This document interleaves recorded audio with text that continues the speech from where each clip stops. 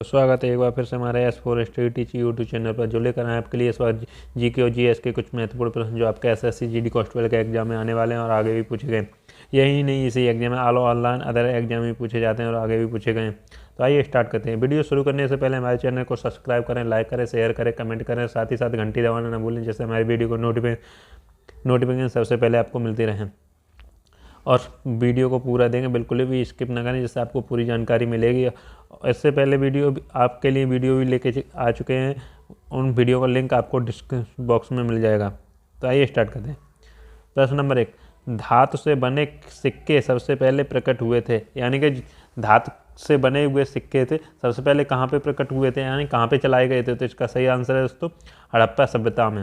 अगला प्रश्न, उस गणतंत्र का नाम बताइए जो 6ठी शताब्दी ईसा पूर्व जातियों का संघ राज्य संघ था, यानी कि उस गणतंत्र का नाम बताइए जो 6ठी शताब्दी से ईसा पूर्व जातियों का राज्य संघ था। तो इसका सही आंसर है दोस्तों बज्जी। अगला प्रश्न, एलोरा में प्रसिद्ध शिव मंदिर का निर्माण किसने करवाया था, यानी कि जो एलोरा गुफा है उसमें जो शिव मंदिर का निर्माण किसने करवाया था। तो इसका सही आंसर है दोस्तों राष्ट्रकूट शासक कृष्ण फर्स्ट ने। अगला प्रश्न, सिंध अर्थव्यवस्था की ताकत है, यानी कि जो सिंध अर्थव्यवस्था की कौन सी ताकत है। तो इसका सही आंसर है दोस्तों कृषि।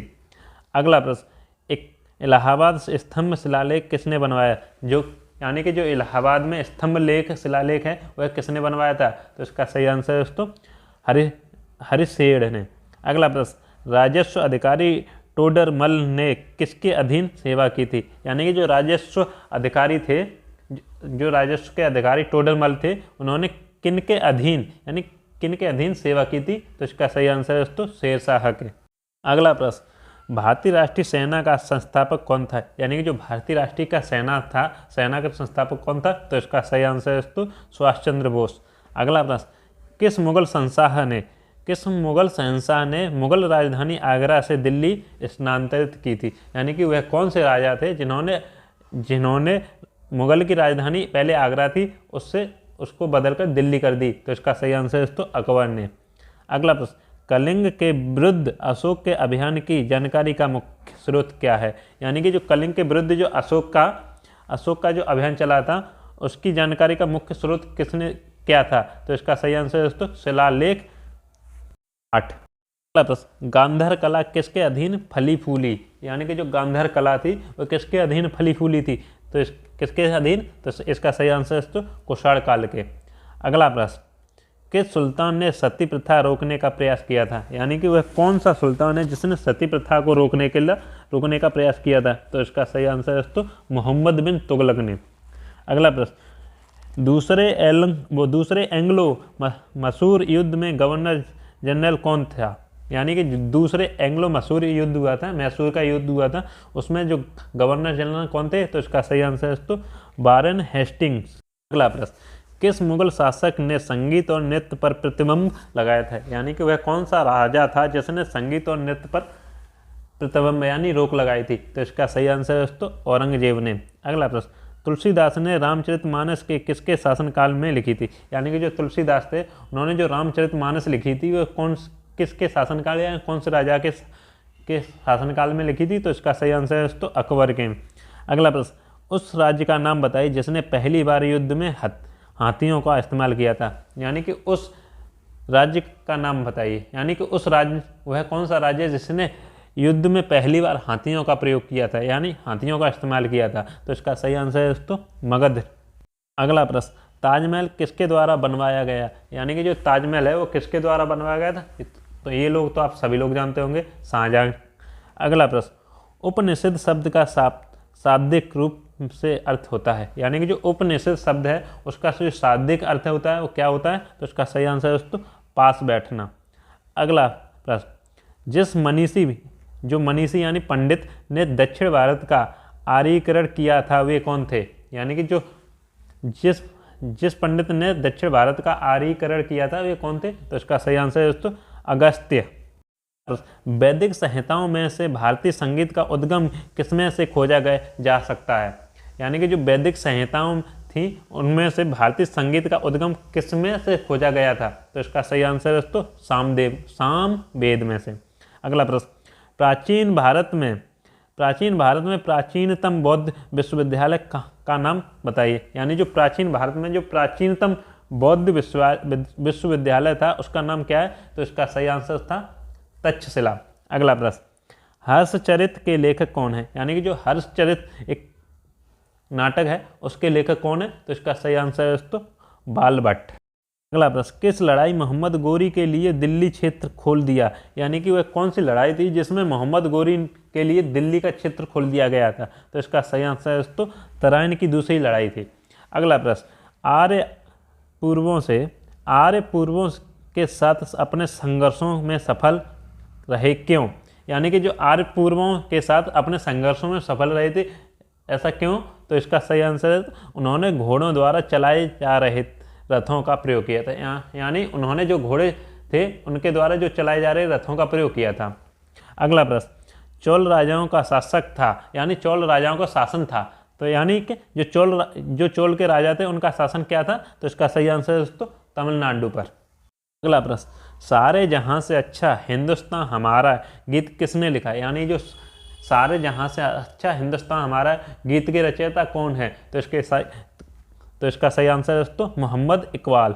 अगला प्रश्न, प्रथम बौद्ध परिषद कहाँ आयोजित की गई थी? यानी कि जो प्रथम बौद्ध परिषद था वह कहाँ पर स्थित हुआ था? यानी तो इसका सही आंसर है दोस्तों राजगृह जो कि बिहार में है। अगला प्रश्न, द्वितीय विश्व युद्ध के दौरान जापान के किन शहरों में परमाणु बम गिराए गए? यानी कि जो द्वितीय विश्व युद्ध हुआ था उसके दौरान जो जापान में परमाणु बम गिराए गए थे वह कौन कौन से शहरों पर गिराए गए थे? तो इसका सही आंसर है दोस्तों हिरोशिमा एवं नासाकी। अगला प्रश्न, दिल्ली में हुमायूं का मकबरा किसने बनवाया था? यानी कि जो दिल्ली में हुमायूं का मकबरा है वह किसने बनवाया था? तो इसका सही आंसर है दोस्तों हाजी बेगम ने। अगला प्रश्न, क्रिप्स मिशन भारत में कब आया? यानी कि जो क्रिप्स मिशन था वह भारत कब आया था? तो इसका सही आंसर है दोस्तों 1942 में। अगला प्रश्न, आर्य समाज के संस्थापक कौन थे? तो आर्य समाज के तो आप लोगों को पता ही है, कई बार हमें अभी भी बता चुका हूँ, तो कौन थे? दयानंद सरस्वती। अगला प्रश्न, भारत माता नामक प्रसिद्ध पेंटिंग के चित्रकार कौन हैं? यानी कौन थे? जो भारत माता की जो नामक प्रसिद्ध पेंटिंग थी उसके चित्रकार कौन थे? तो इसका सही आंसर है दोस्तों अवनींद्रनाथ टैगोर। प्रश्न, किस भारतीय शासक ने कलिंग का युद्ध लड़ा? यानी कि वह कौन सा शासक था जिसने कलिंग युद्ध भी लड़ा था? तो इसका सही आंसर है दोस्तों अशोक। अगला प्रश्न, कौन से दशक को औपनिवेशवाद समाप्त करने का युग कहते हैं? यानी कि वह कौन सा दशक है जिसने औपनिवेशवाद का को समाप्त करने का युग भी कहा जाता है? यानी डिकोलोनाइजेशन। तो इसका सही आंसर है दोस्तों 1950 को। अगला प्रश्न, पंचतंत्र की कथाओं को संकलन किसने किया? यानी कि जो पंचतंत्र की कथाएं थी उनका संकलन किसने किया था? तो इसका सही आंसर है दोस्तों विष्णु शर्मा ने। अगला प्रश्न, कथकली नृत्य किस राज्य से संबंध है? तो इसका सही आंसर है दोस्तों केरल राज्य से। अगला प्रश्न, कौन से गोलमेज सम्मेलन में महात्मा गांधी जी ने भाग लिया था? यानी कि वह कौन सा गोलमेज था जिसमें महात्मा गांधी ने भाग लिया था? तो इसका सही आंसर है दोस्तों द्वितीय गोलमेज सम्मेलन जो कि 1931 में हुआ था। अगला प्रश्न, इंडिका किसने लिखी? यानी कि जो इंडिका कहानी थी वो किसने लिखी थी? तो इसका सही आंसर है दोस्तों मैगस्थनीज। अगला प्रश्न, आर्यों ने मनुष्यों के जीवन को 4 में विभाजित किया है। यानी कि जो आर्य थे उन्होंने मनुष्य के जीवन को 4 डिवाइजों में विभाजित किया है। तो वह क्या था? आश्रम। अगला प्रश्न, गांधी जी ने करो या मरो का मंत्र कब दिया था? यानी कि जो गांधी जी थे महात्मा गांधी, उन्होंने करो या मरो का नारा कब दिया था? तो इसका सही आंसर है दोस्तों भारत छोड़ो आंदोलन के बाद। अगला प्रश्न, सिंधु घाटी की सभ्यता के लोग किस देवता की पूजा करते हैं? यानी कि जो सिंधु घाटी सभ्यता के लोग वह कौन से देवता की पूजा करते हैं? तो कौन से दोस्तों? तो इसका सही आंसर है पशुपति। अगला प्रश्न, जॉन ऑफ आर्क की मृत्यु कैसे हुई, यानी कि जॉन ऑफ आर्क हैं उनकी मृत्यु कैसे हुई थी, तो इसका सही आंसर है दोस्तों धर्मद्रोही यानी बेधर्मी वे धर्मी मानक जलाने से।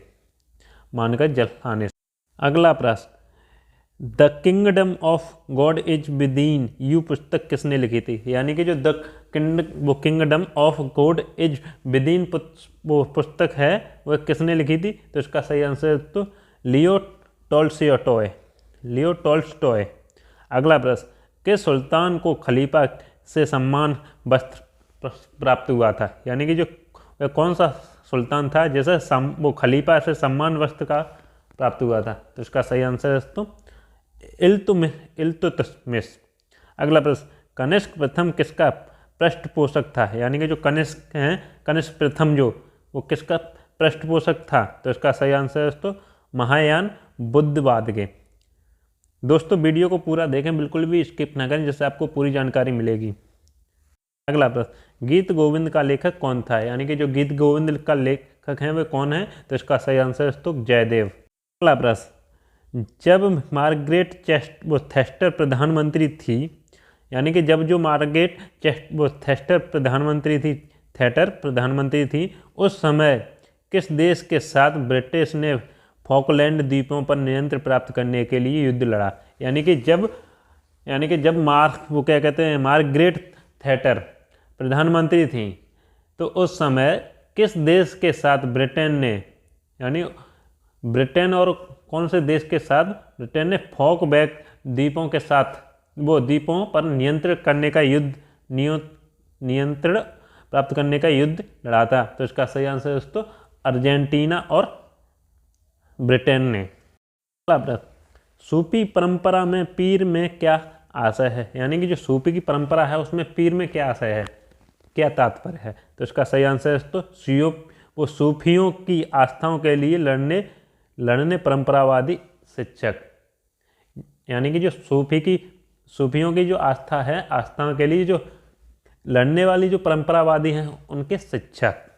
अगला प्रश्न, गुरु गोविंद सिंह द्वारा खालसा पंथ की स्थापना किस वर्ष में की गई थी, यानी कि जो गुरु गोविंद हैं उनके द्वारा जब खालसा पंथ की स्थापना हुई थी वो कब हुई थी, तो इसका सही आंसर है तो 1699 में।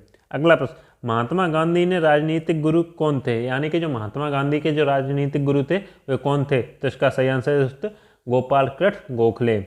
अगला प्रश्न, 12 अप्रैल 1944 को सुभाष चंद्र बोस ने एक नगर में भारतीय राष्ट्रीय सेना का झंडा फहराया था, वह नगर इस समय किस राज्य केंद्र शासित प्रदेश में है, यानी कि जो 12 अप्रैल 1944 में सुभाष चंद्र बोस ने एक नगर में भारतीय राष्ट्रीय सेना का झंडा फहराया था, वह नगर इस समय किस राज्य में और केंद्र शासित प्रदेश में और कौन से केंद्र शासित प्रदेश में, तो इसका सही आंसर है तो अंडमान एवं निकोबार द्वीप समूह में। अगला प्रश्न, भारतीय पुनर्जागरण का जनक माना जाता है, यानी कि जो भारत के पुनर्जागरण के पिता किसे माना जाता है, तो इसका सही आंसर है तो राजा राम मोहन राय को। तो ये थे हमारे जीके और जीएस के कुछ महत्वपूर्ण प्रश्न जो आपके एसएससी जीडी कांस्टेबल के एग्जाम में पूछे गए और आगे भी पूछे जाने वाले हैं। वीडियो अच्छी लगी तो हमारे चैनल को सब्सक्राइब करें, लाइक करें, शेयर करें, कमेंट करें और साथ ही साथ घंटी दबाना ना भूलें, जिससे हमारी वीडियो को नोटिफिकेशन सबसे पहले आपको मिलती रहे। फिर मिलते हैं आपको अगले वीडियो में इसी तरह।